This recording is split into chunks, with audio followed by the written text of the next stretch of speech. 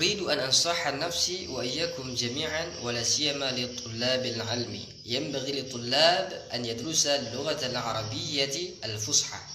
لماذا قلت كذلك يا أيها الإخوة؟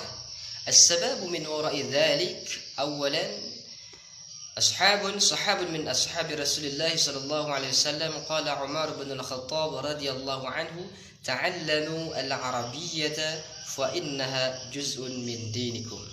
هذا هو السبب الأول. السبب الثاني، هناك القاعدة: لا يتم الواجب إلا بها فهو من الواجب. إذن فمن الواجب لطلاب العلم أن يدرسوا اللغة العربية. لماذا؟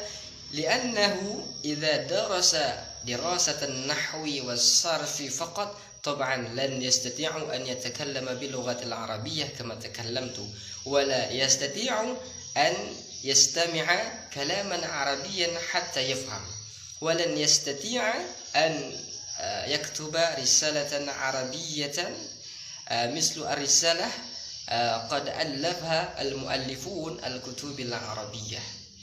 نعم، الكتب العربية كما درستم في المعهد. هذا أهمية دراسة اللغة العربية. بارك الله.